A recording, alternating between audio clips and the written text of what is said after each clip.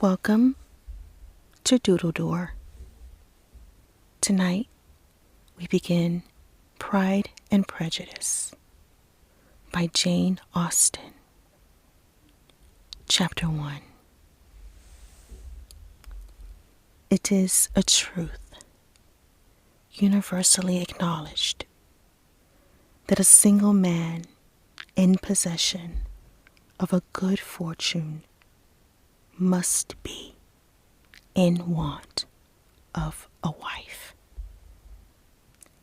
However little known the feelings or views of such a man may be on his first entering a neighborhood, this truth is so well fixed in the minds of the surrounding families that he is considered as the rightful property of some one or other of their daughters.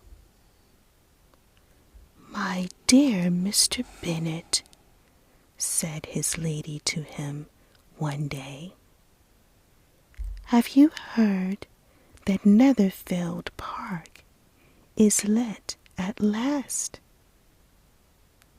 Mr. Bennet replied that he had not. "But it is," returned she, "for Mrs. Long has just been here, and she told me all about it." Mr. Bennet made no answer. "Do not you want to know who has taken it?" cried his wife impatiently. "You want to tell me, and I have no objection to hearing it." This was invitation enough. "Why, my dear, you must know Mrs. Long says that Netherfield is taken by a young man of large fortune from the north of England, that he came down on Monday in a chaise and four to see the place, and was so much delighted with it that he agreed with Mr. Morris immediately that he is to take possession before Michaelmas, and some of his servants are to be in the house by the end of next week." "What is his name?" "Bingley." "Is he married or single?" "Oh, single, my dear, to be sure. A single man of large fortune, 4,000 or 5,000 a year. What a fine thing for our girls!" "How so? How can it affect them?" "My dear Mr. Bennet," replied his wife, "how can you be so tiresome? You must know that I am thinking of his marrying one of them." "Is that his design in settling here?" "Design? Nonsense! How can you talk so?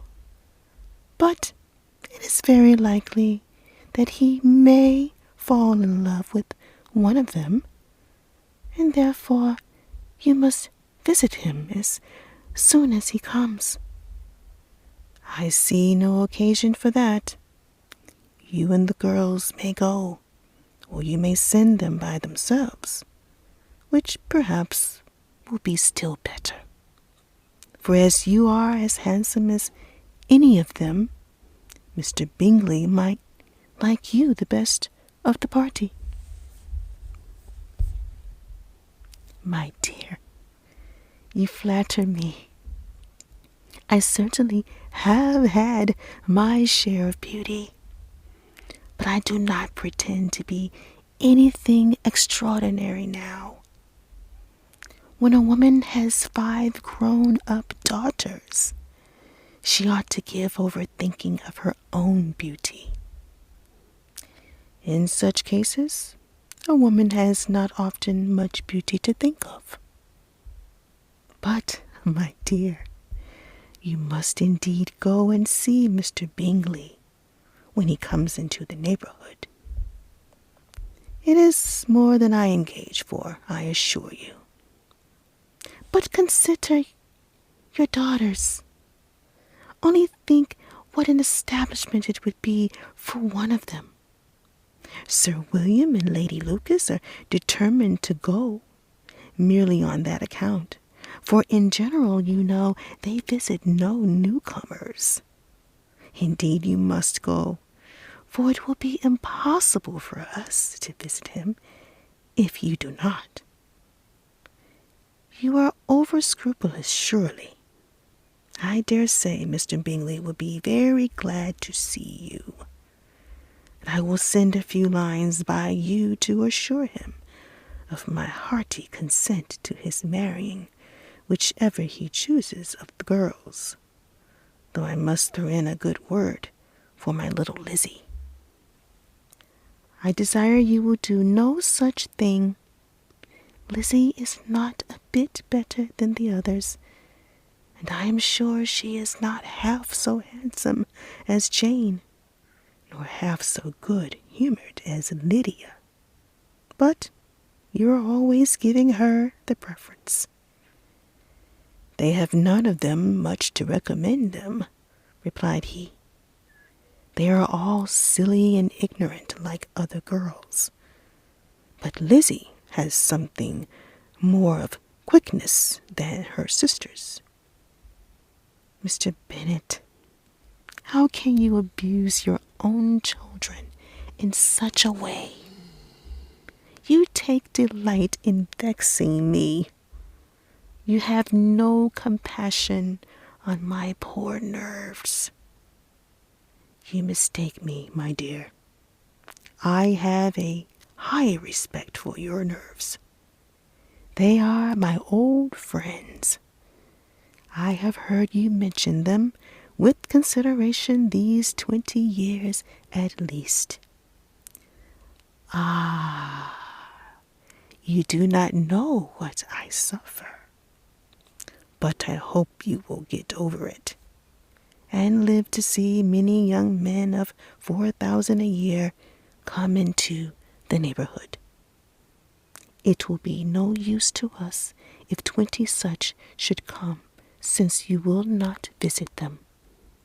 Depend upon it, my dear, that when there are 20, I will visit them all.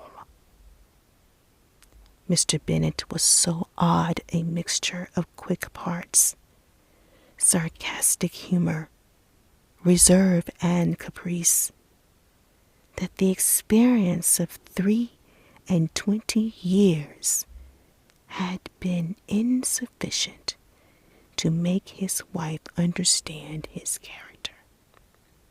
Her mind was less difficult to develop.